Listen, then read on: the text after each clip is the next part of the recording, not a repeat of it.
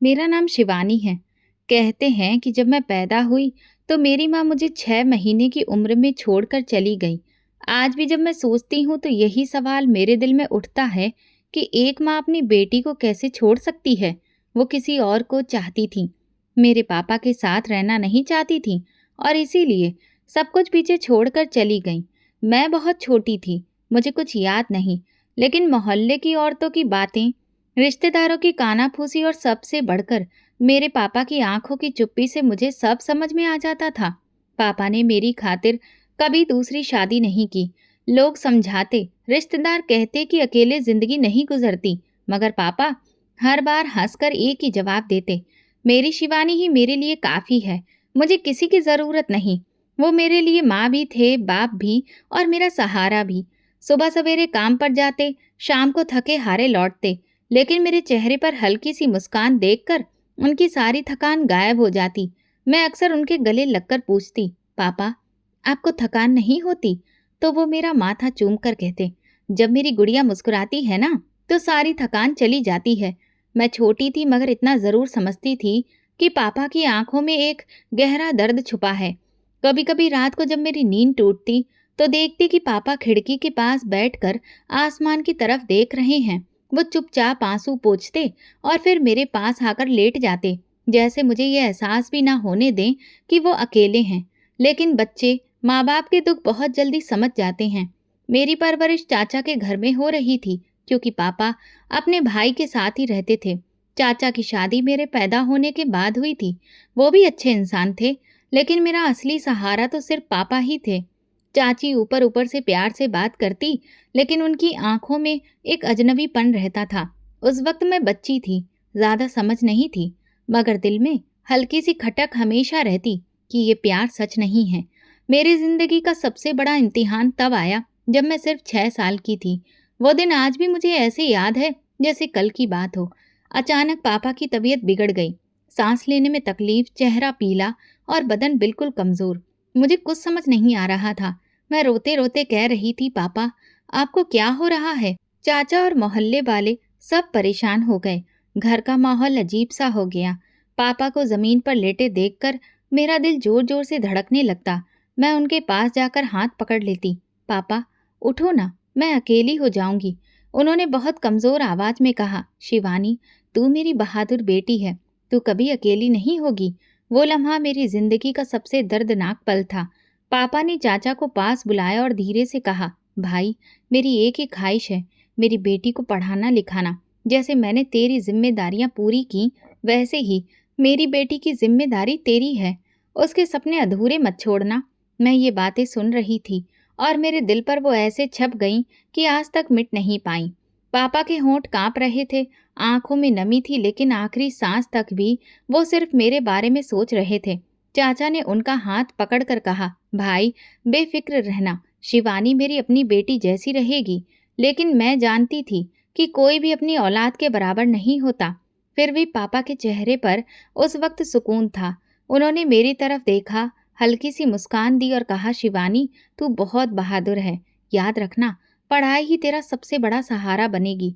उनके ये शब्द आज भी मेरे कानों में गूंजते हैं। मैं उनके पास बैठकर रोती रही, उनके हाथ पकड़कर बैठी रही, लेकिन किस्मत ने मेरा सब कुछ छीन लिया। वो वक्त आ ही गया जब मेरा सबसे कीमती रिश्ता, मेरे पापा, मुझे हमेशा के लिए छोड़कर चले गए।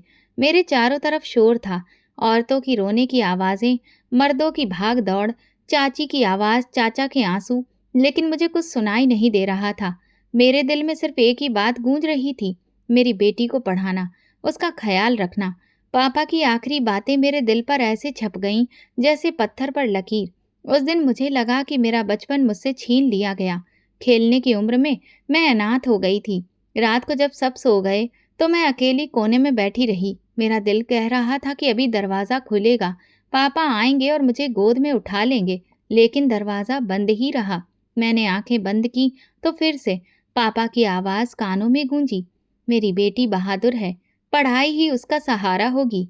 मैंने आंखों के आंसू पोंछे। शायद पहली बार मैंने दिल से भगवान से प्रार्थना की, हे भगवान मुझे मेरे पापा की ख्वाहिशों के लायक बना देना। और वहीं से मेरी कहानी शुरू हुई, एक अनाथ बच्ची की कहानी जिसका सहारा छिन गया था, लेकिन जिसके दिल में ख्वाब रह गए थे, पापा का ख्वाब। पापा के जाने के बाद मैं बिल्कुल अकेली हो गई थी। उस दिन के बाद मेरा घर अब चाचा का घर बन गया था। बचपन की मासूम आंखों में सपने तो थे, लेकिन पापा की गैर मौजूदगी ने उन सपनों को धुंधला कर दिया।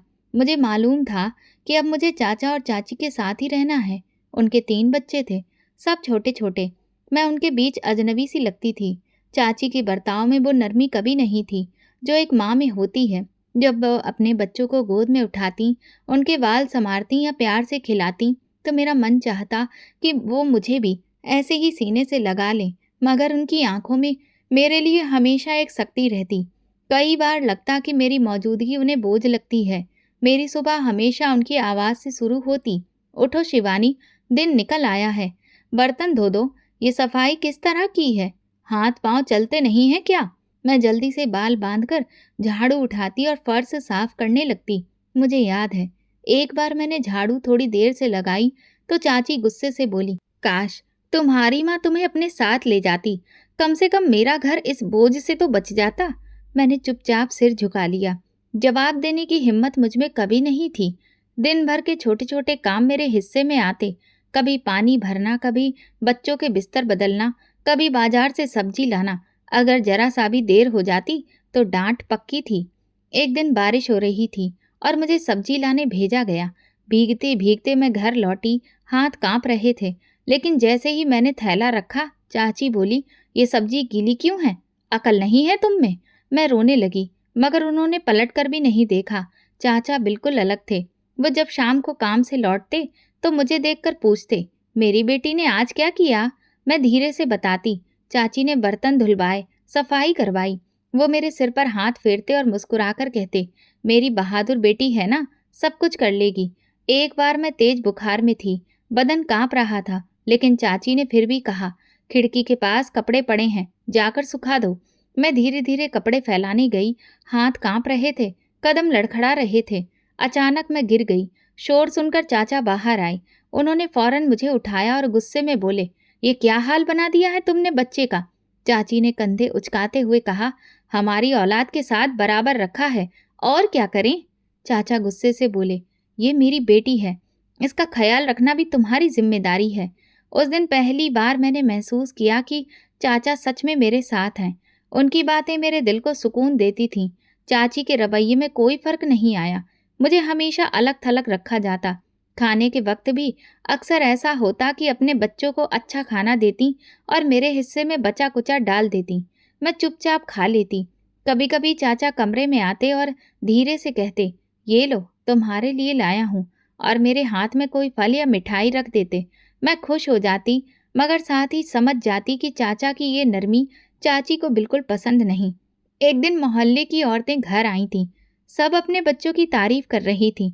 चाची ने फक्र से अपने बेटे को सबके सामने बुलाया और बोली, "देखो, मेरा बेटा कितना तेज है।"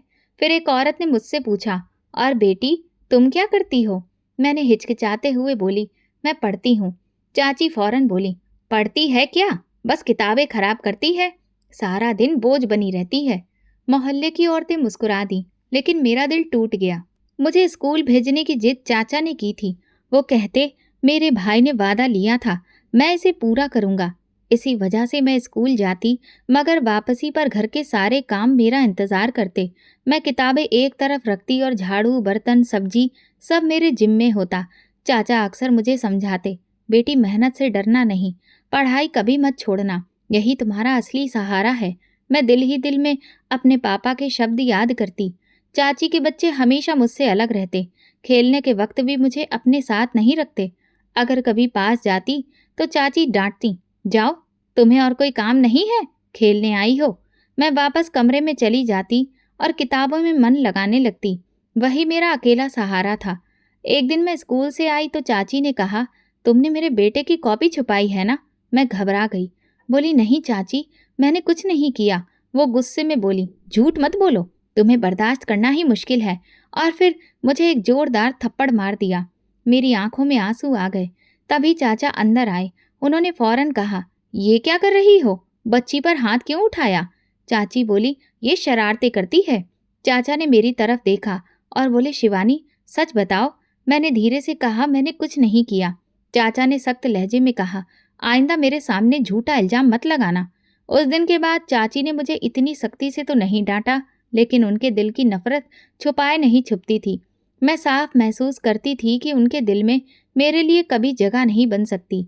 चाचा का स्नेह मुझे कुछ सहारा देता था, लेकिन वक्त के साथ उनकी हालत कमजोर होने लगी थी। मैंने देखा उनका चेहरा दिन ब दिन पीला पड़ रहा है। अक्सर खाना खाने के बाद पेट पर हाथ रखकर बैठ जाते और सांस लेने में तकलीफ होती। शुरू में चाची ने ध्यान नहीं दिया, मगर एक दिन मैंने देखा उनके पेट में पानी भर गया है। मैं घबरा गई और बोली, चाचा आपको डॉक्टर को दिखाना चाहिए। वो हल्की मुस्कान के साथ बोले, बेटी सब ठीक हो जाएगा, थोड़ी कमजोरी है। लेकिन मैं समझ चुकी थी कि मामला मामूली नहीं है। उनकी तबीयत बिगड़ने लगी, कभी बुखार, कभी सांस लेने में दिक्कत। चाची ने एक दो बार मोहल्ले की दाई को बुलाया, मगर कोई फर्क नहीं पड़ा। मैं हर वक्त उनके पास रहती, स्कूल से लौटकर उनके पास बैठ जाती, उनके पैर दबाती। वो अक्सर कहते, शिवानी तुम मेरे लिए बहुत बड़ी राहत हो। एक शाम मैं उनके कमरे में गई तो वो कुर्सी पर बैठे खांस रहे थे। मैंने पानी दिया तो कांपते हाथों से पकड़ा। मैंने उनका हाथ थामा और बोली, चाचा आपको आराम की जरूरत है। उन्होंने धीरे से कहा, बेटी कभी कभी इंसान का शरीर साथ नहीं देता। चाची पहले से ज्यादा परेशान रहने लगी थी, 3 बच्चों की देखभाल और ऊपर से चाचा की बीमारी। वो अक्सर कहती, ये बीमारी हमारा जीना मुश्किल कर देगी, कहाँ से लाऊं इतने पैसे इलाज के लिए। मैं चुप रहती, मगर दिल में सोचती कि मुझे कुछ करना होगा। घर का खर्च दिन ब दिन बढ़ रहा था। स्कूल के बाद मैंने कई जगह कोशिश की। आखिरकार एक फैक्ट्री में पैकिंग का काम मिल गया। तनख्वाह बहुत ज़्यादा नहीं थी, मगर इतनी ज़रूर थी कि घर का खर्च चल सके। पहला दिन जब फैक्ट्री गई तो थोड़ा डर लग रहा था। अजनबी लोग, मशीनों का शोर, हाथ कांप रहे थे, मगर दिल में एक ही बात थी, ये घर मेरे बिना नहीं चल सकता। घर आकर मैंने चाची को बताया कि मैंने फैक्ट्री में काम शुरू किया है। वो हैरानी से बोली, तुम फैक्ट्री में? मैंने हाँ में सिर हिलाया। हाँ चाची, थोड़े बहुत पैसे आएंगे तो खर्च में आसानी होगी। उन्होंने ठंडी सांस ली और बोली, चलो तुम्हारे ही दम से शायद घर संभल जाए। मैं दिन में फैक्ट्री जाती, शाम को लौटकर सारे घरेलू काम भी करती, खाना बनाना, बर्तन धोना, कपड़े सुखाना, और रात को थककर बिस्तर पर गिर पड़ती। मगर अगली सुबह फिर वही दिन शुरू हो जाता। चाचा की बीमारी बढ़ती गई। एक रात उनकी हालत बहुत खराब हो गई, सांस लेने में बेहद तकलीफ, पसीने से भीगे हुए। मैंने भागकर चाची को बुलाया। वो घबराकर बोली, कुछ करो, ये सांस नहीं ले पा रहे। हमने मोहल्ले के एक शख्स को बुलाया। उन्होंने कहा, ये जिगर का मसला है, फौरन बड़े अस्पताल जाना चाहिए। मगर हमारे पास इतने पैसे कहाँ से आते। मैंने फैक्ट्री में भी बात की कि कुछ एडवांस दे दें, मगर जवाब मिला, हमारी पॉलिसी नहीं है। चाची ने अपने मायके वालों से मदद मांगी। 2-3 बार उन्होंने थोड़ा बहुत भेजा भी, मगर फिर साफ मना कर दिया। चाची का रवैया दिन ब दिन और ज्यादा कड़वा होता गया। वो बार बार कहती, ये सब मुझ पर बोझ क्यों डाल दिया गया है। ना मेरे बच्चे बड़े हैं, ना कुछ कमा सकते हैं। मैं सब सुनती और चुप रहती। चाचा को देखती तो दिल और बोझिल हो जाता। एक दिन उन्होंने मेरा हाथ पकड़कर कहा, बेटी तुम बहुत हिम्मत वाली हो। तुम्हारे पापा ने तुम्हारे लिए बड़े सपने देखे थे। मुझे अफसोस है कि मैं ज़्यादा कुछ नहीं कर पाया। मैं रोते हुए बोली, ऐसा मत कहिए चाचा, आपने मेरा सहारा बनकर सब कुछ किया है। चाचा की आंखों में आंसू थे। वो कुछ बोलना चाहते थे, मगर सांस फूलने लगी। कुछ ही दिन बाद वो लम्हा आ गया जिसका मुझे डर था। चाचा ने इस दुनिया को अलविदा कह दिया। घर में एक बार फिर मातम छा गया। मैं अपनी जगह जम सी गई। एक और सहारा मुझसे छिन गया। चाची रो तो रही थी, लेकिन उनके शब्द मेरे दिल को चीर गए। वो बोली, देखो ये मनहूस किस्मत पहले भाई को खा गई, अब मेरे पति को। ये सुनकर मेरा दिल कांप गया। ऐसा लग रहा था जैसे किस्मत बार बार मुझे तन्हा कर रही हो। चाचा के जाने के बाद घर का बोझ और बढ़ गया। फैक्ट्री की कमाई से बस थोड़ा बहुत ही खर्च निकलता, लेकिन चाची का रवैया और सख्त होता गया। वो हर वक्त ताने देती। एक दिन फैक्ट्री की गूंजती मशीनों और शोर में मैं बस अपने काम में डूबी रहती। कागज के डिब्बे, पैकिंग, धागे, सब जल्दी जल्दी करना पड़ता था। वक्त का पता ही नहीं चलता। एक दिन जब मैं पैकिंग में लगी हुई थी तो अचानक महसूस हुआ कि कोई मुझे लगातार देख रहा है। मैंने सिर झुकाकर काम जारी रखा, लेकिन दिल में अजीब सी हलचल होने लगी। थोड़ी देर बाद सिर उठाकर देखा तो फैक्ट्री के मालिक के साथ एक नौजवान खड़ा था। लंबा कद, सलीकेदार शख्सियत और आंखों में अजीब सी चमक। वो लगातार मेरी तरफ देख रहा था। मैंने नजरें झुका ली और हाथों की रफ्तार और तेज कर दी, मगर दिल की धड़कन तेज हो चुकी थी। उस दिन के बाद वो नौजवान बार बार फैक्ट्री आता, कभी मालिक के साथ बैठा दिखता, कभी वर्करों से औपचारिक बातें करता, लेकिन उसकी नज़रें अक्सर मेरे काम की तरफ ही होती। मैं अनदेखा करने की कोशिश करती, मगर दिल मानने को तैयार नहीं था कि वो बार बार यूं ही मेरे करीब आ रहा है। एक दिन जब मैं सामान समेटकर बाहर निकल रही थी, तो वो सामने से आया, धीरे से बोला, आप रोज इतनी मेहनत करती हैं?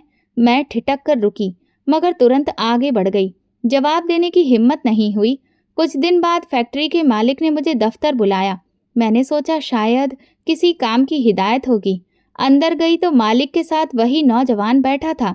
मालिक ने कहा, ये वरुण है, मेरे दोस्त का बेटा, कुछ दिनों तक यहाँ आते जाते रहेंगे। वरुण ने मुस्कुराकर मेरा नाम लिया। आप शिवानी है ना? मैंने हिचकिचाते हुए सिर हिलाया और जल्दी से बाहर निकल गई। मेरी समझ में नहीं आ रहा था कि वो मुझ में इतनी दिलचस्पी क्यों ले रहा है।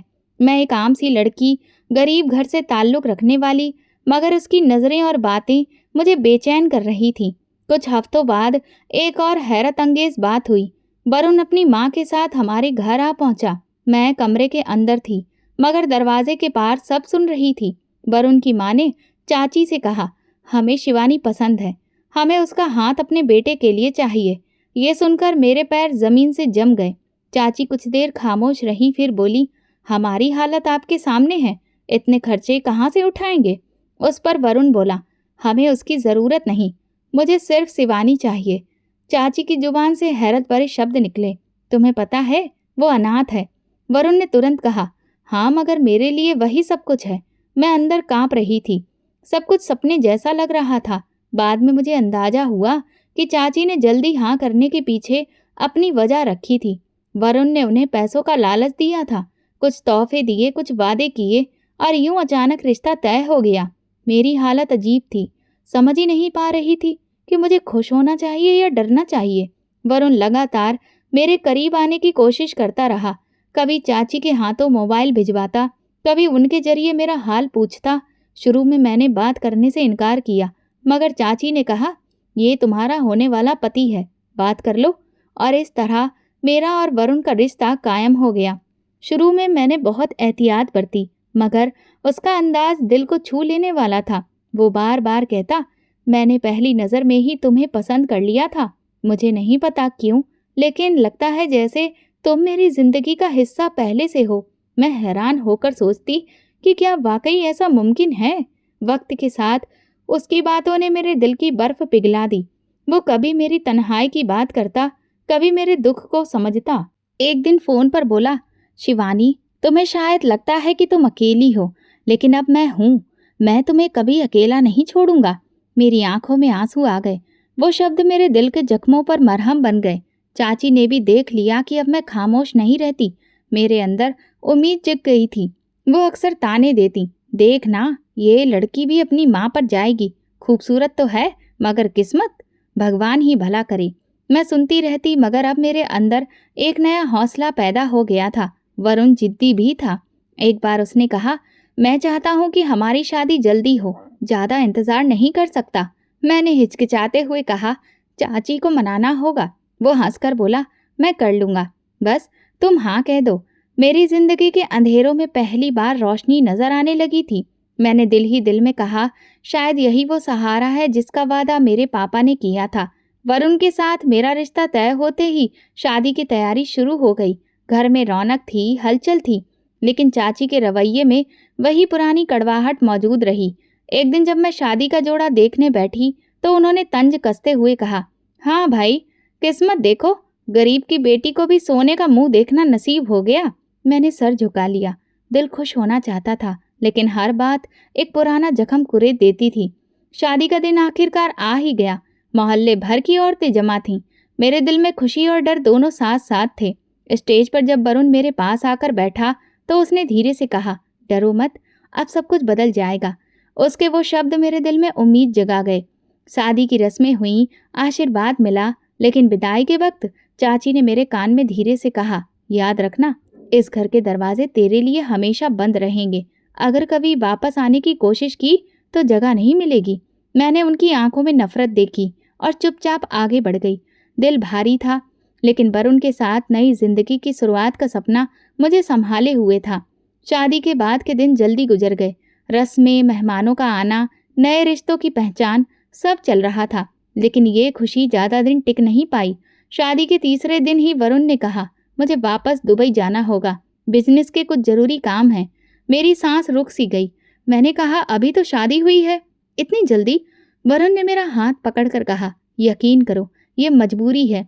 जैसे ही काम संभलेंगे तुम्हें भी अपने पास बुला लूंगा। मैंने आंखों में आंसू रोककर मुस्कुराते हुए कहा, मैं इंतजार करूंगी। यूं मेरी नई जिंदगी की शुरुआत जुदाई से हुई। वरुण चला गया और मैं उसके घर में अपनी सास और देवर अरुण के साथ रहने लगी। सास का रवैया शुरू में अच्छा था। वो मुझे प्यार से बहू कहकर बुलाती, बातें करती। मैं भी उनका दिल जीतने की कोशिश करती, घर के काम संभालती, खाना बनाती, लेकिन दिल में वरुण की याद हर वक्त मुझे अकेला कर देती। इसी दौरान मैंने अरुण के बर्ताव में अजीब बातें महसूस की। वो मुझसे जरूरत से ज्यादा बचता, कभी मुझे देखते ही घबरा जाता, कभी नजरें चुरा लेता। एक रात मैं कमरे में पानी लेने गई तो देखा वो आंगन में कुछ घसीट रहा था। मेरे कदम रुक गए। मैंने कहा, अरुण, ये क्या कर रहे हो? वो चौंक कर पीछे मुड़ा। चेहरे पर घबराहट साफ थी। जल्दी से बोला, कुछ नहीं, बस पुराना सामान बाहर रख रहा हूँ। फिर फटाफट वहां से हट गया। मेरी आंखों में सवाल थे, लेकिन मैंने कुछ नहीं कहा। अगले दिन वरुण से फोन पर बात हुई तो उसने मेरी आवाज में झिझक महसूस की। उसने पूछा, क्या हुआ शिवानी, परेशान लग रही हो? मैंने हिचकिचाते हुए कहा, कल रात अरुण को कुछ घसीटते देखा, जैसे कुछ छुपा रहा हो। वरुण कुछ देर खामोश रहा, फिर बोला, तुम चिंता मत करो, मैं अरुण से खुद बात करूंगा। उसके बाद मेरा दिल और भी बेचैन हो गया। अरुण के बर्ताव में कुछ छुपा हुआ जरूर था। वो घर में खामोश रहता, लेकिन उसकी आंखों में अजीब सी बेचैनी थी। वरुण के जाने के बाद दिन धीरे धीरे गुजर रहे थे। मैंने खुद को उसके इंतजार में व्यस्त कर लिया। हर शाम मैं छत पर बैठकर उसके फोन का इंतजार करती, हर आहट पर चौंक जाती कि शायद ये उसकी वापसी की खबर हो। मगर एक दिन सब कुछ अचानक बदल गया। वो दिन आम ही था। मैंने सास के साथ नाश्ता बनाया, घर के काम निपटाए। दोपहर को फोन की घंटी बजी। नंबर देखा तो अरुण का था। मैंने फोन उठाया। हेलो अरुण भाई, सब ठीक है? अरुण की आवाज कांप रही थी, जैसे सांस फूल रही हो। बोला, शिवानी, मुझे नहीं पता कैसे कहूँ, वरुण भाई का एक्सीडेंट हो गया है। मेरे हाथ से फोन लगभग गिर गया। मैंने घबराकर कहा, क्या? कैसा एक्सीडेंट? आप झूठ बोल रहे हैं ना? दूसरी तरफ से अरुण की रुंधी हुई आवाज आई। काश ये झूठ होता, लेकिन सच है, वो नहीं रहे। मेरे चारों तरफ सब कुछ घूमने लगा, जमीन जैसे पैरों तले से खिसक गई हो। मेरी जुबान पर सिर्फ एक ही शब्द आया, नहीं। और फिर मैं चीख पड़ी। सास भाग कर आई, बोली, क्या हुआ? कौन था फोन पर? मैंने रोते हुए कहा, वरुण। वरुण अब इस दुनिया में नहीं रहा। सास का चेहरा देखने लायक था। चंद लम्हे वो पथराई खड़ी रही, फिर अचानक उनकी आंखों में गुस्सा उतर आया। वो मेरा बाजू पकड़कर झंझोड़ते हुए बोली, मैं जानती थी कि तू मनहूस है। अभी हफ्ता भी पूरा नहीं हुआ और मेरा बेटा खा गई। मैंने हाथ जोड़कर कहा, माँ जी, मैंने क्या कसूर किया? ये सब भगवान का फैसला है। वो और भी भड़क गई। चुप कर, जब तू पैदा हुई तो तेरी माँ घर छोड़कर चली गई, फिर तेरे बाप की मौत हो गई, फिर तेरे चाचा की, और अब मेरा बेटा। सब कुछ खा गई तू। मैं उनके पैरों में गिरकर रोने लगी। माँ जी, ऐसा मत कहो, मैं भी तो आपके बेटे के साथ जीना चाहती थी, लेकिन वो किसी तरह सुनने को तैयार ना थी। उन्होंने मेरा गिरेबान पकड़ा और जोर से धक्का दे दिया। तू मनहूस है, तू बदकिस्मत है कि जीती जागती मिसाल है। तो जैसी लड़की को इस घर में लाना ही मेरी सबसे बड़ी गलती थी। मेरे कानों में शोर गूंजने लगा। बाहर मोहल्ले की औरतें इकट्ठी होने लगी। किसी ने मेरा हाथ पकड़कर कहा, बस कर दो बहन, ये भी तो बेचारी है। मगर माँ जी ने झटक कर कहा, मत कहो बेचारी, ये सब इसी की बदकिस्मती है। उन्होंने मेरे बाल पकड़कर मुझे खींचा और जमीन पर पटक दिया। मेरे हाथ जख्मी हो गए, सर चकरा गया, मगर मेरी जुबान पर सिर्फ एक ही बात बार बार आ रही थी, मेरा पति, मेरा वरुण। रात को मैं अकेली अंधेरे कमरे में बैठी रही। बाहर माँ जी के रोने और मातम की आवाजें आ रही थीं। मेरा दिल चाह रहा था कि चीख चीख कर दुनिया को बताऊं कि मैं कसूरवार नहीं हूँ, मगर आवाज गले में अटक गई। वरुण के जाने के बाद मेरा सहारा टूट चुका था और अब माँ जी के ताने और गुस्सा बर्दाश्त करना किसी सजा से कम नहीं था। दिन गुजरते जा रहे थे, लेकिन उनकी नफरत कम होने की बजाय और बढ़ रही थी। वो बार बार मुझे ताना देती, तू ही मेरे बेटे की मौत का कारण है। अगर तू इस घर में ना आती तो आज मेरा बेटा जिंदा होता। एक दिन उन्होंने मेरे सामने जेवर का डिब्बा रखा, वही जेवर जो वरुण ने मुझे शादी पर दिए थे। उनकी आंखों में गुस्सा और नफरत साफ झलक रही थी। ये सब मेरे बेटे का दिया हुआ है, तेरे पास रखने का कोई हक नहीं। अभी कभी ये सब उतार कर मुझे दे दे। मैंने रोते हुए कहा, माँ जी ये मेरे पति की आखिरी निशानी है, इसे मत छीनो। वो जोर से चिल्लाई, निशानी चाहिए या घर चाहिए? अगर यही चाहिए तो यहीं रहकर मेरे बेटे की मौत का मातम मना, मगर मेरे घर में ये जेवर तुझे रखने नहीं दूंगी। उन्होंने मेरे हाथ पकड़कर कड़ी और अंगूठी जबरदस्ती उतार लिए। मैं कुछ ना कर सकी। उस वक्त मैंने महसूस किया कि अब इस घर में मेरी कोई जगह नहीं बची। रात को जब सब सो गए तो मैंने दिल ही दिल में फैसला किया। मैं कमरे में गई, माँ जी की अलमारी खोली और धड़कते दिल के साथ अपने जेवर का डिब्बा तलाश किया। जाने कहाँ से हिम्मत आई, मगर मैंने सब इकट्ठा किया और एक छोटे से बैग में डाल लिया। मेरी सांसें तेज हो रही थीं, कदम कांप रहे थे। दिल कह रहा था कि अगर माँ जी ने देख लिया तो वो मुझे जान से मार देंगी। मैंने बैग कंधे पर डाला और धीरे धीरे दरवाजा खोलकर बाहर निकल गई। गली सुनसान थी, अंधेरा था। मैंने एक बार पलटकर उस घर को देखा जिसे मैंने अपना घर समझा था, मगर अब वहां मेरे लिए सिर्फ नफरत रह गई थी। मैंने शहर छोड़ने का फैसला किया। बस अड्डे तक पहुंची। रात के पिछले पहर कुछ लोग बैठे थे। दिल पर पत्थर रखकर टिकट लिया और दूसरे शहर का सफर शुरू कर दिया। गाड़ी के शोर में आंखें बंद हो गईं, मगर नींद कहाँ आती। सिर्फ वरुण की याद और माजी की आवाज गूंजती रही, निकल जा मनूस। नए शहर पहुंचकर सब कुछ अजनबी लगा। कोई रिश्तेदार नहीं, कोई पहचान नहीं। एक छोटे से मोहल्ले में किराए पर कमरा लिया। जो जेवर साथ लाई थी उसमें से एक बेच दिया ताकि किराया और कुछ जरूरी सामान ले सकूं। दिल में यही था कि अब अपनी जिंदगी खुद बनानी है। शहर की गलियों में घूमते हुए मैंने सोचा, अब क्या करूं? पढ़ाई तो ज़्यादा नहीं थी, मगर खाना बनाने में हमेशा अच्छी रही थी। यही मेरा एक सहारा बन सकता था। मैंने दुकानदारों से बात की, भाई अगर मैं घर का खाना बनाकर लाकर दूं तो आप लोग खरीद लोगे? एक ने हंसते हुए कहा, बहन यहाँ पहले ही कई लोग ये काम कर रहे हैं। लेकिन दूसरे ने तरस खाकर कहा, ले आओ, अगर अच्छा हुआ तो खरीद लेंगे। ये मेरे लिए पहली उम्मीद थी। मैंने कमरे में थोड़ा सा राशन खरीदा और खाना तैयार किया, सादी दाल, रोटियां और सब्जी। अगले दिन एक दुकान पर जाकर दिया। शाम को दुकानदार ने कहा, खाना अच्छा था, कल भी ला देना। ये सुनकर मेरी आंखों में खुशी के आंसू आ गए। मैंने सोचा यही मेरा रास्ता होगा। मेरे कमरे में चूल्हा दिन रात जलने लगा। सुबह जल्दी उठकर मैं सब्जी काटती, दाल भिगोती, आटा गूंथती और जल्दी जल्दी खाना तैयार करती। फिर छोटे छोटे डिब्बों में भरकर बैग में रखती और मोहल्ले की दुकानों पर पहुंचाती। शुरू में दुकानदार बस थोड़े डिब्बे लेते। एक ने कहा, बहन अगर ग्राहकों को पसंद आया तो कल और ले लूंगा। दूसरे ने कहा, खाना साफ सुथरा होना चाहिए वरना लोग शिकायत करेंगे। मेरा दिल जोर से धड़क रहा था कि कहीं लोग मना न कर दें। मगर अगले दिन जब दोबारा दुकान पर गई तो दुकानदार मुस्कुराते हुए बोला, तुम्हारा खाना सबको बहुत पसंद आया, आज 10 डिब्बे देना। ये सुनकर मेरा दिल खुशी से भर गया। मैंने दुकान पर डिब्बे रखे और लौटते वक्त सोचा, भगवान ने चाहा तो ये काम आगे बढ़ता जाएगा। कुछ ही दिनों में दूसरी दुकानों से भी ऑर्डर आने लगे। अब तो मुझे सुबह बहुत जल्दी उठकर ज़्यादा खाना तैयार करना पड़ता। रात को ही सब मसाले काट कर सब्जी वगैरह तैयार करके रख देती और सुबह बस पकाना शुरू कर देती। हाथों पर छाले पड़ने लगे थे, लेकिन दिल के अंदर नया जोश था। काम बढ़ने के साथ साथ मैं खुद को पहले से कहीं ज़्यादा मजबूत महसूस करने लगी थी। अब मुझे ये फिक्र नहीं रहती थी कि कल का दिन कैसे गुजरेगा। मैंने हिसाब किताब लिखने के लिए एक छोटी कॉपी रख ली थी। कमरे के कोने में बैठकर पैसे गिनती और सोचती, आज इतने कमाए, कल भगवान ने चाहा तो और ज़्यादा होंगे। वक्त के साथ मेरा नाम पूरे मोहल्ले में फैलने लगा। लोग आपस में कहते, उस गली में एक लड़की है जो बहुत स्वादिष्ट खाना बनाती है।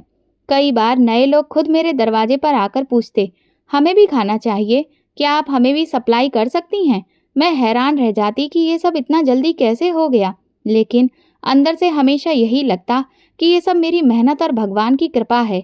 एक दिन एक दुकानदार बोला, तुम्हें किसी मददगार को रख लेना चाहिए, अकेले कब तक सब करोगी? मैंने गहरी सांस लेकर कहा, अभी तो शुरुआत है, लेकिन हाँ, जल्द ही शायद रखना पड़े। काम बढ़ने के साथ साथ अक्सर रात को किचन की गर्मी और धुएं में मेरा सर चकरा जाता, लेकिन दिल को सुकून था। खुद से कहती, ये थकान ही मेरी पूंजी है, यही मेहनत कल मेरा सहारा बनेगी। एक बार जब मैं खाने के डिब्बे देने गई तो एक दुकान पर बैठे बुजुर्ग बोले, बेटी तुम्हारी हिम्मत को सलाम है, अकेली औरत होकर इतना बड़ा काम कर रही हो, भगवान तुम्हें और कामयाब करे। मैंने उनके पैर छूकर कहा, आपका आशीर्वाद ही मेरे लिए सबसे बड़ी ताकत है। कारोबार के बढ़ने के साथ मैंने अपने कमरे को भी थोड़ा ठीक ठाक करना शुरू कर दिया।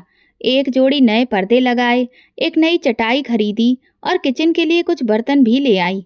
ये सब मेरे लिए किसी सपने से कम नहीं था।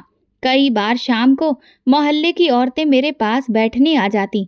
एक ने कहा, अरे हैरानी होती है कि तुम अकेली होकर इतना कर लेती हो। मैंने मुस्कुराते हुए जवाब दिया, जब सहारा कोई ना हो तो इंसान खुद ही अपना सहारा बन जाता है। ये कहते ही पापा की आखिरी बात याद आ जाती, पढ़ाई और मेहनत ही तेरे काम आएगी। सच में उनके शब्द सच साबित हो रहे थे। मेरा खाने का काम अब उस मुकाम तक पहुंच गया था जहां रोज नए ऑर्डर मिलने लगे। दुकानदारों के अलावा अब सीधे लोग भी मुझसे जुड़ने लगे थे। एक सुबह मेरे दरवाजे पर दस्तक हुई। सामने एक औरत खड़ी थी, साथ में 2 लड़कियां भी थीं। उनके हाथ में लिस्ट थी। वो बोली, तुम्हारी बहुत तारीफ सुनी है, हमारे घर एक बड़ी शादी है, सारा खाना तुम्हें ही बनाना होगा। मैं सन्न रह गई, दिल तेजी से धड़कने लगा। इतना बड़ा ऑर्डर पहली बार मिला था। औरत बोली, हजारों मेहमान आएंगे, खाना लाजवाब होना चाहिए। मेरे हाथ कांप रहे थे जब मैंने लिस्ट पकड़ी और धीरे से बोली, जी भगवान की मर्जी से सब अच्छा होगा। उसी रात मैंने बैठकर पूरा हिसाब लगाया, कितने सब्जी वाले, कितनी रोटियां, कितना चावल। पहली बार मैंने कुछ मददगार औरतों को भी अपने साथ रख लिया। दिल में खुशी थी कि भगवान ने मेरी मेहनत का फल दिया है, लेकिन साथ ही डर भी था कि कहीं मैं इतना बड़ा काम बिगाड़ ना दूं। शादी वाले दिन हम सुबह सुबह हॉल पहुंच गए। मैंने सबको समझाया, तेजी से काम करो, सब कुछ समय पर तैयार होना चाहिए। बर्तनों की खटर पटर, मसालों की खुशबू और भाग दौड़ से पूरा हॉल गूंज उठा। मैं हर चीज पर खुद नजर रख रही थी। दिल को सुकून था कि सब सही चल रहा है, लेकिन तभी मैंने एक तरफ देखा तो मेरे पैरों तले जमीन खिसक गई। सामने मेरे ससुराल के कजिन खड़े थे। उनकी नजरें मुझ पर जम गईं। मेरे कदम कांपने लगे। दिल कह रहा था, अगर इन्हें मेरी पहचान हो गई तो सीधे बात मेरे ससुराल के घर तक पहुंच जाएगी। मैंने झट से नजरें झुका ली और काम में लग गई, लेकिन अंदर का डर बढ़ता जा रहा था। थोड़ी देर बाद मैंने फिर चारों तरफ देखा। अब वहां सिर्फ वही कजिन नहीं, बल्कि कई और ससुराली रिश्तेदार भी नजर आ गए। मैं मन ही मन भगवान से दुआ करने लगी, हे भगवान मुझे बचा लो। मैं और तेजी से काम में घुस गई ताकि कोई मुझसे बात ही ना करे, लेकिन दिल का बोझ भारी होता जा रहा था। अचानक मेरी नज़र स्टेज पर पड़ी, जहां दूल्हा दुल्हन बैठने वाले थे। जैसे ही मैंने दूल्हे के चेहरे पर नज़र डाली, मेरी सांसें रुक गईं। वो चेहरा, वो तो मेरे वरुण का था। मेरे हाथ से डिब्बा छूट गया और सारा खाना जमीन पर बिखर गया। मैंने बार बार आंखें मलकर देखा।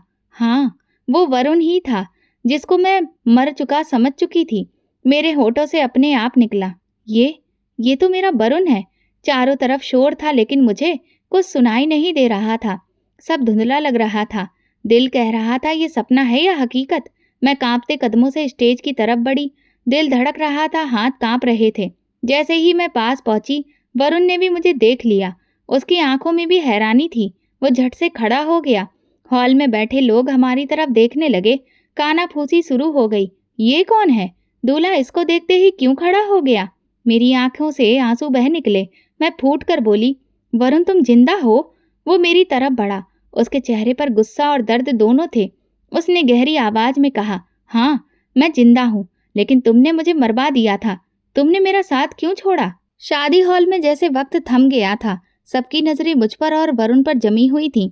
मेरी सांसें रुकती जा रही थीं। मैंने अपनी हिम्मत जुटाई और धीरे से कहा, वरुण मुझे बताओ ये सब क्या है? सब कह रहे थे कि तुम मर गए हो। वरुण ने गहरी सांस ली। उसकी आंखों में अजीब सी शक्ति थी। हाँ, मेरा एक्सीडेंट हुआ था। गाड़ी खाई में जा गिरी थी। कुछ दिन बाद मुझे लोग नीम बेहोश हालत में लेकर गए। जिस्म जख्मों से चूर था और सबसे बड़ी बात, मेरी याददाश्त चली गई थी। हाल में कानाफूसी होने लगी। कोई हैरानी से कह रहा था, याददाश्त खो गई थी? कोई दूसरा बोल रहा था। तो फिर ये लड़की कहाँ थी इतने दिन तक? वरुण ने मेरी तरफ देखा। उसकी आवाज़ भारी हो गई। मैं भूल गया था कि मैं कौन हूँ, मेरा घर कहाँ है। लेकिन जैसे जैसे वक्त गुजरा मुझे कुछ कुछ याद आने लगा। मैंने वापस सबको ढूंढने की कोशिश की, मगर तुम कहाँ थी? तुम क्यों गायब हो गई? मेरी आंखों से आंसू बह रहे थे। वरुण, मैं गायब नहीं हुई थी, मुझे तुम्हारी माँ ने निकाल दिया था। अरुण ने मुझे फोन करके कहा था कि तुम मर गए हो। उन्होंने सबके सामने ऑनलाइन क्रियाक्रम दिखाया। मैं कैसे मानती कि तुम जिंदा हो? वरुण के चेहरे पर गुस्से की लहर दौड़ गई। झूठ मत बोलो शिवानी, अगर तुम मुझसे प्यार करती तो मेरा इंतजार करती। तुमने आसानी से मान लिया कि मैं मर गया। तुमने एक बार भी सच जानने की कोशिश नहीं की। मैंने हाथ जोड़ दिए। कसम है तुम्हारी, मैंने कुछ नहीं छुपाया। मेरे पास कोई सहारा नहीं था। मैंने तुम्हें ढूंढने की कोशिश की, मगर तुम्हारी माँ ने मुझे दुत्कार दिया। उसी पल हॉल के पीछे से एक आवाज़ आई। वो मेरी सास थी।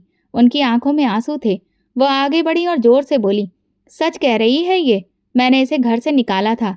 मैंने ही कहा था कि ये मनहूस है। सब लोग सकते में आ गए। वरुण ने हैरान होकर माँ की तरफ देखा। माँ, आपने?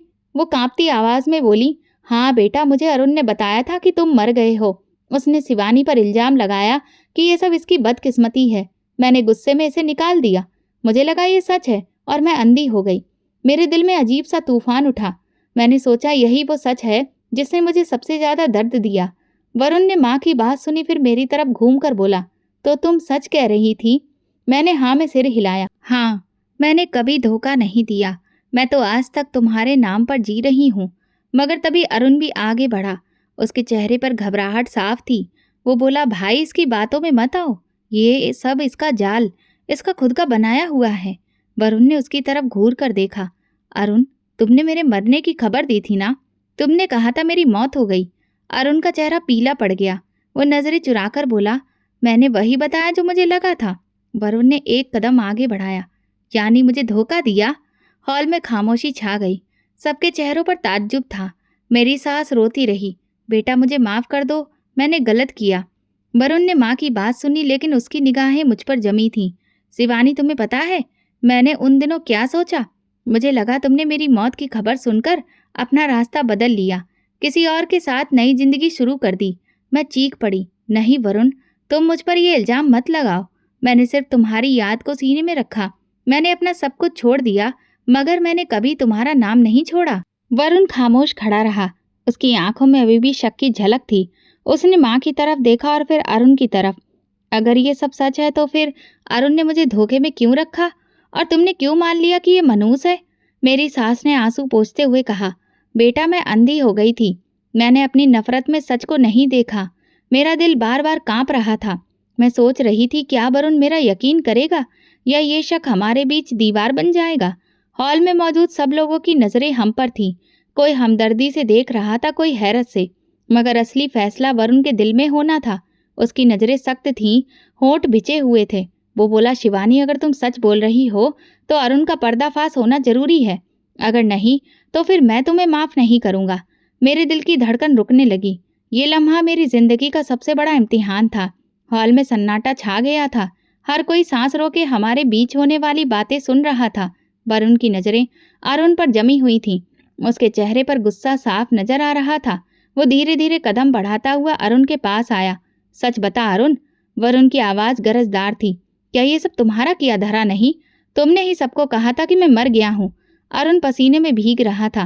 वो नजरें झुकाए खड़ा था। हॉल में मौजूद लोग आपस में फुसफुसाने लगे। एक औरत ने कहा, ये सब तो बहुत उलझा हुआ लग रहा है। दूसरी ने कहा, कुछ ना कुछ राज जरूर है। वरुण ने अरुण का कॉलर पकड़ लिया। मैं आखिरी बार पूछ रहा हूँ, क्या ये सब तुम्हारा खेल है? अरुण की जुबान पर खामोशी थी, लेकिन उसकी आंखों में घबराहट बढ़ती जा रही थी। वो एक कदम पीछे हटा। भाई आप गलत समझ रहे हैं, मैंने कुछ नहीं किया। वरुण ने जबरदस्ती उसका हाथ पकड़ा और चिल्लाकर कहा, बोल अरुण, वरना मैं सबके सामने यहीं पुलिस को बुला लूंगा। हॉल में सन्नाटा और गहरा हो गया। सबकी नजरें अरुण पर थीं। मेरी सांस अटक गई थी। मैं जानती थी कि अरुण के अंदर कोई ऐसा राज है जो उसे अंदर ही अंदर खा रहा है। अरुण का चेहरा सफेद पड़ गया। आखिर वो और बर्दाश्त ना कर सका। उसने झुककर धीरे से कहा, हाँ मैंने झूठ बोला था। वरुण ने उसे जोर से झकझोरा। क्यों? क्यों किया तुमने ऐसा? अरुण की जुबान लड़खड़ाई। क्योंकि क्योंकि एक रात मैंने जुर्म किया था। सब लोग हैरान रह गए। हॉल में फुसफुसाहट बंद हो गई। हर कोई आगे झुककर सुनने लगा। अरुण की आवाज़ भारी हो गई। मैंने एक लड़की को धोखे से बुलाया, उसे मोहब्बत के सपने दिखाए, फिर उसकी इज्जत लूटी और उसे मार डाला। हॉल में चीखें गूंज गईं। औरतों ने मुंह पर हाथ रख लिया। मर्द एक दूसरे को देखने लगे। किसी ने कहा, हे भगवान, ये क्या सुन रहे हैं हम। मेरी टांगें कांपने लगी। वरुण के चेहरे पर गुस्सा साफ झलक रहा था। उसने अरुण को जोर से धक्का दिया। और ये सब मुझसे क्यों छुपाया? अरुण ने कांपती आवाज में कहा, क्योंकि भाभी ने मुझे देखा था। उस रात जब मैं लाश घसीट कर ले जा रहा था, उन्होंने सब देख लिया।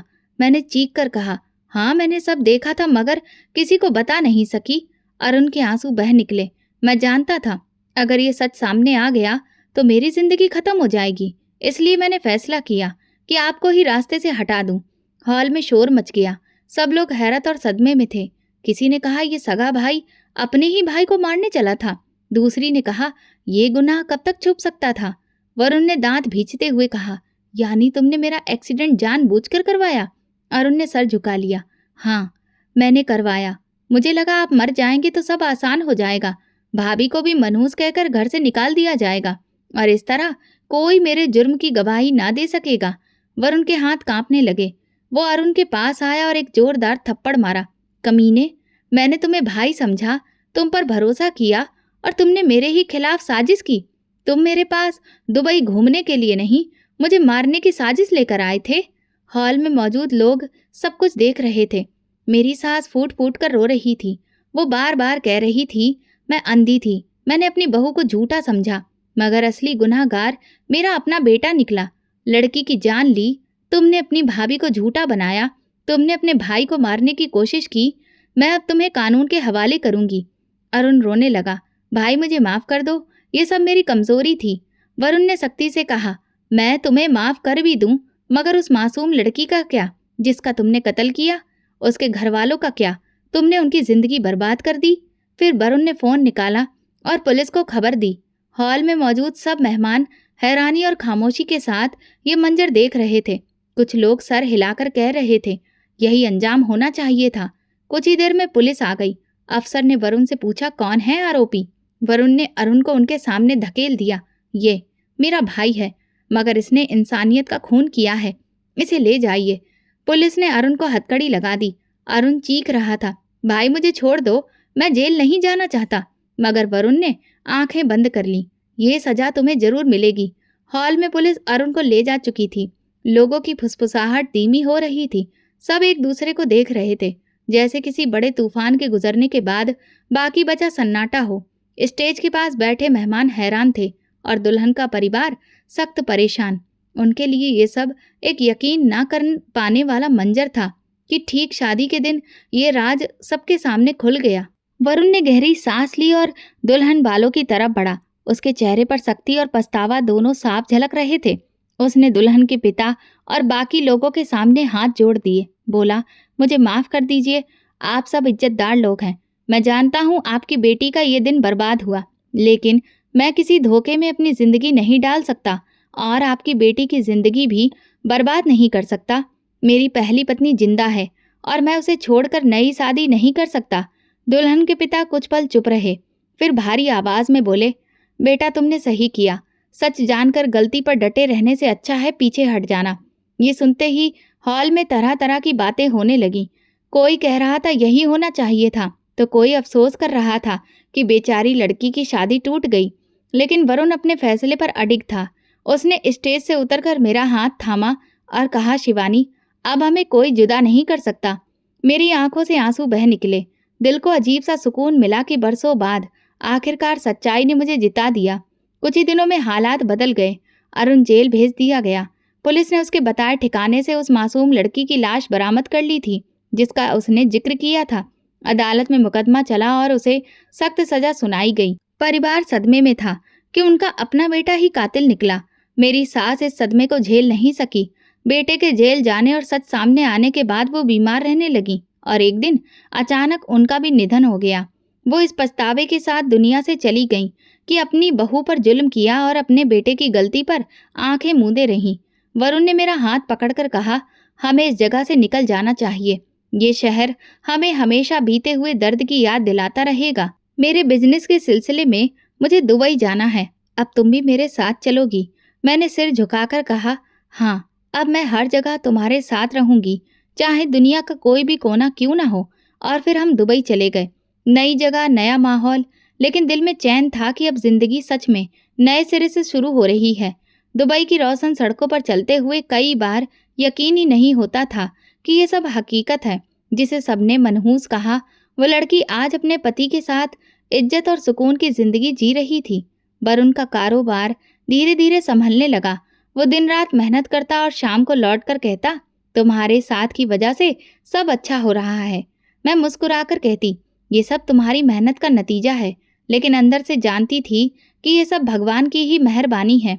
वही अंधेरों में रोशनी देता है और बेसहारा को सहारा देता है। जिंदगी धीरे धीरे पटरी पर लौट रही थी। मैंने दुबई में भी अपनी कला को नहीं छोड़ा। खाना पकाने का शौक वहां भी जारी रहा। आसपास के लोग जब मेरे हाथ का खाना खाते तो तारीफ करते। कोई कहता, तुम्हारे हाथ का खाना घर की याद दिला देता है, तो कोई कहता, तुमने परदेश में भी घर का स्वाद दे दिया। ये सुनकर दिल खुश हो जाता। कभी कभी रात को बालकनी में खड़े होकर आसमान की तरफ देखती तो अतीत याद आ जाता। पापा की आवाज कानों में गूंजती, मेरी बेटी मेहनत और पढ़ाई से अपना सहारा खुद बनेगी। चाचा की नसीहतें याद आती। वरुण के कहे हुए शब्द याद आते। दिल से भगवान का शुक्रिया अदा करती कि आखिरकार मेरा सब्र रंग लाया। वरुण मेरे पास बैठता और कहता, शिवानी, मैंने तुम पर शक करके बड़ी गलती की थी, लेकिन अब मैं वादा करता हूँ कि जिंदगी के किसी भी मोड़ पर तुम्हें अकेला नहीं छोड़ूंगा। मैं मुस्कुराकर कहती, अब वादों का वक्त नहीं, हकीकत यह है कि हम साथ हैं। और इसी तरह दुबई में हमारी जिंदगी आगे बढ़ती रही। अरुण जेल की सलाखों के पीछे अपनी सजा काट रहा था। उसकी खबरें कभी कभार सुनने को मिल जाती थीं, लेकिन हमने खुद को सबसे अलग कर लिया था। वो अब हमारे लिए बीते वक्त का हिस्सा बन चुका था। मेरी सास का निधन भी अक्सर याद आता कि जाते जाते उन्होंने भी सच्चाई को स्वीकार कर लिया था। आज जब मैं अपनी जिंदगी को देखती हूँ तो दिल से बस एक ही बात निकलती है, मैं वो अनाथ थी जिसे सबने मनहूस कहा। हर बार मेरा सहारा छीना गया, मुझे तानों से नवाजा गया, लेकिन भगवान ने मेरी सच्चाई को सामने लाकर मुझे वो इज्जत दी जिसकी मैं हकदार थी। सच और सब्र कभी बेकार नहीं जाते, चाहे वक्त कितना ही बेरहम क्यों न हो। भगवान हमेशा मजलूम का सहारा बनता है और उसकी इज्जत वापस लौटा देता है। तो दोस्तों, अगर आपको हमारी ये कहानी पसंद आई हो तो कमेंट करके ज़रूर बताएं। वीडियो को लाइक करें और ज़्यादा से ज़्यादा शेयर करें। अगर आप चैनल पर नए हैं तो सब्सक्राइब जरूर करें और नोटिफिकेशन बेल दबाएं ताकि अगली अपडेट सबसे पहले आपको मिले। धन्यवाद।